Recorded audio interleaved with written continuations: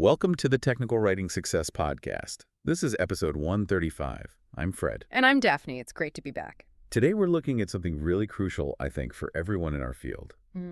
The actual day-to-day reality of using artificial intelligence. Yeah, definitely. If you're trying to integrate these tools, into your workflow, this analysis is pretty essential. Absolutely.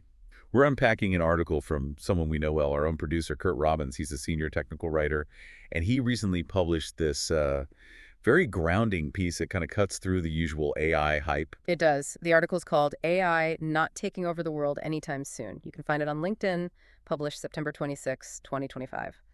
And it's refreshing because it talks about the real frustrations, the things knowledge workers are actually bumping up against. Right. So our goal here is to take Curt's argument about AI's current limitations, these specific, sometimes annoying flaws, and figure out what they really mean for you, the technical writers, the documentation specialists out there who need precision, efficiency. We want to find that so what moment. What does it mean when an AI stumbles on something that seems, basic? Let's start with the main idea, the headline premise, really. We hear constantly about AI replacing jobs, reaching superintelligence. Oh, yeah, the fear-mongering is loud. Exactly.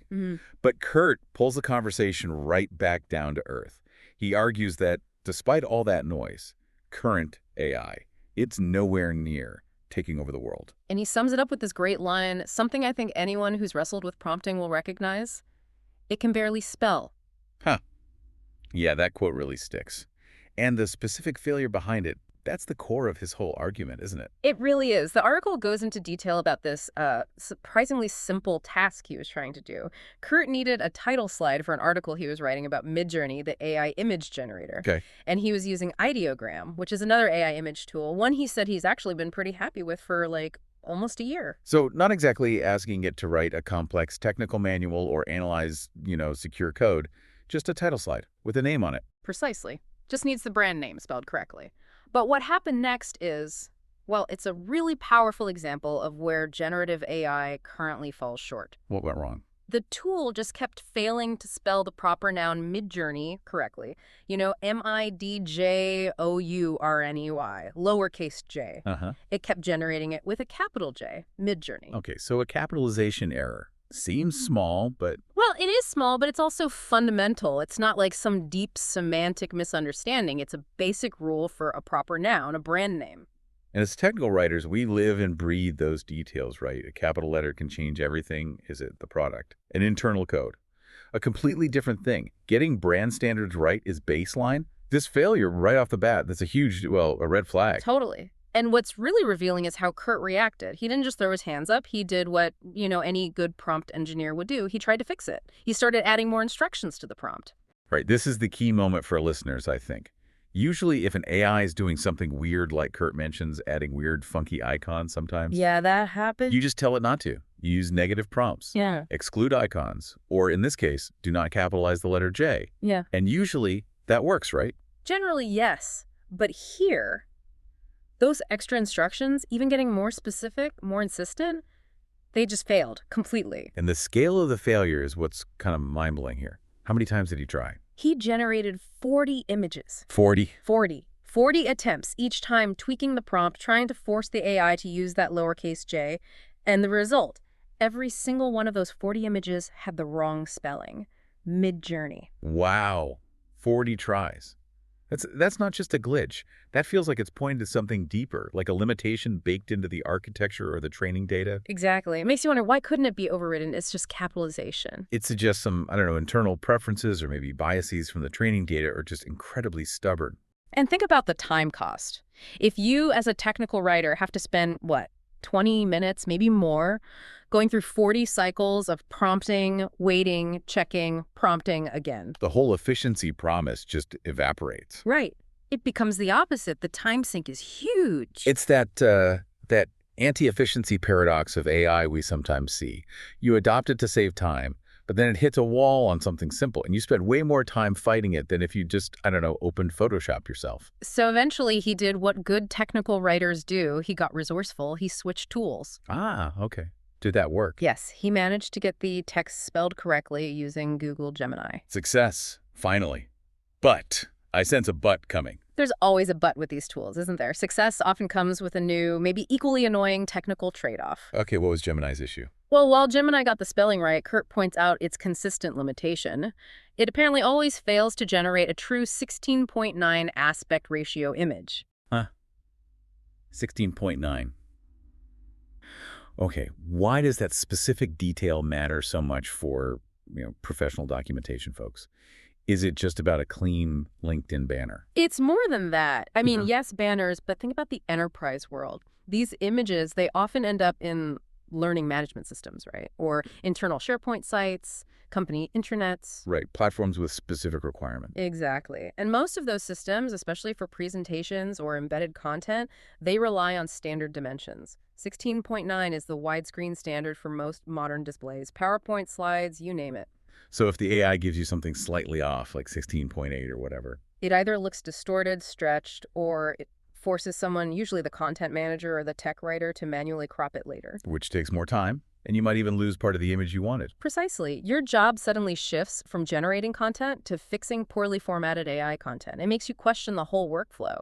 Are you really saving time if you spend 20 minutes battling spelling and then another 5 minutes cropping every single image? That's the practical reality check Curt's article provides. It's not just about the big philosophical questions. It's about these everyday hurdles. Exactly. It's the friction points. Okay, this seems like a good moment. Let's take a brief break for a special message from our producer, Curt Robbins. Hi, this is Curt Robbins. First, thanks for listening. I truly appreciate your support.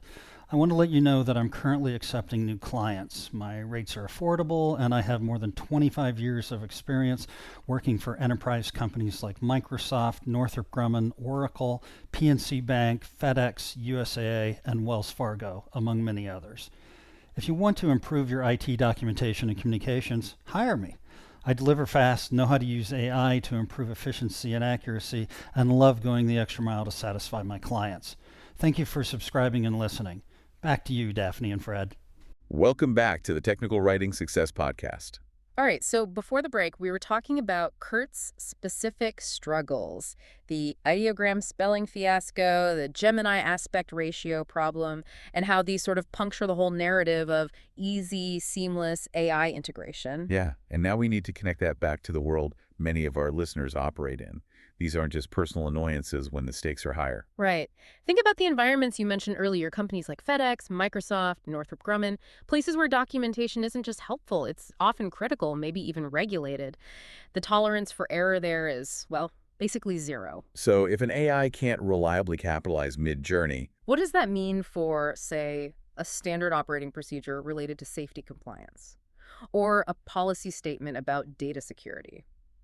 A capitalization mistake in a brand name is maybe embarrassing, but a subtle formatting error or maybe a misunderstood instruction in a high-stakes document, that could have real financial or operational consequences. it really frames the whole discussion around risk, doesn't it?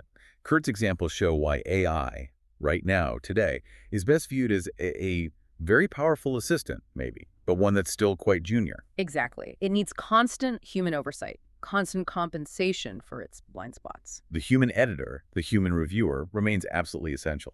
AI can generate the draft, maybe the bulk of the text or the initial image, but it just doesn't have the critical judgment, the deep domain knowledge, or that ingrained understanding of specific company standards or technical requirements. Not yet, anyway. You can't guarantee compliance without that human check. Curt uses this analogy, suggesting you need patience. Like a young child, you have to be patient with it and compensate for its shortcomings. Which is a helpful way to think about the temperament needed, maybe. But professionally, it means we treat AI as this incredibly fast assistant that still needs every piece of its work reviewed carefully. Right. We, the humans, are still fully responsible for the final output, which means checking the spelling, checking the capitalization, checking the aspect ratio, checking the facts. Every single time. Every time. No shortcuts on the review. Now, it's really important to stress something here. Curt, despite highlighting these flaws, is not anti-AI. He makes that very clear. Oh, absolutely not.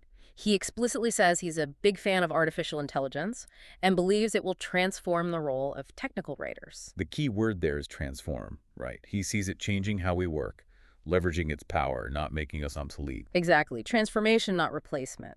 And that viewpoint, that optimism, it comes from a place of really deep experience. It's worth mentioning his background, just so you know where this perspective is coming from. Good point. Curt Robbins has been a technical writer for over 30 years.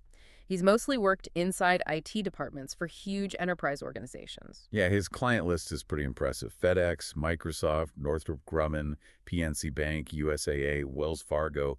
These are companies with massive, complex documentation needs, often in highly regulated industries. So his insights into AI and the workflow, they're shaped by dealing with those kinds of high-stakes, high-scrutiny environments for decades. Millions and millions of words written under pressure. And he's not just specialized in one tiny niche either. He's more of a generalist, right? SOPs, policy, process analysis, white papers, even courseware design. Multimodal instructional design, content marketing, yeah. That broad view helps him see how an AI limitation in one area, like, say, image formatting, is likely to cause headaches across many different types of documentation. It's not isolated. And just as a fun side note, to show how much he cares about the kind of precision AI currently struggles with, he's a big advocate for the Oxford comma. Yes, he mentions AP stylebook be damned.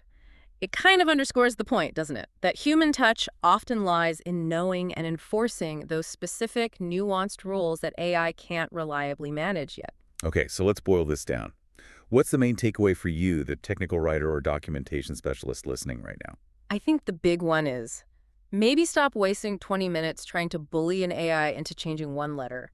Recognize that prompt engineering has hard limits right now. Know when to cut your losses and try a different approach. Exactly. Use these tools for what they're good at, rapid generation, brainstorming, first drafts, but know that they require intense human oversight, editing, and sometimes outright remediation. So if you're leveraging AI, your value doesn't disappear. It actually shifts, maybe becomes even more critical. It's less about just creating the initial content. And more about quality control, critical assessment, fact-checking, ensuring consistency, and having the savvy to know when a tool isn't working and how to pivot. Like switching from Ideogram to Gemini, but then knowing you'll probably need to fix Gemini's aspect ratio. It's about managing the whole process intelligently. So maybe this analysis should actually reduce some anxiety if AI is still wrestling with basic spelling and simple formatting. Right. It suggests that your focus, your value, should be on harnessing that raw generative power, but then layering on your critical thinking, your editorial judgment, your domain expertise. Use the tool, absolutely, but never, ever trust the output without verification. Be the indispensable human in the loop. Thank you for listening to the Technical Writing Success Podcast, where we help you get smarter than your competition. Remember to like, subscribe, comment, and share. We'll see you next week.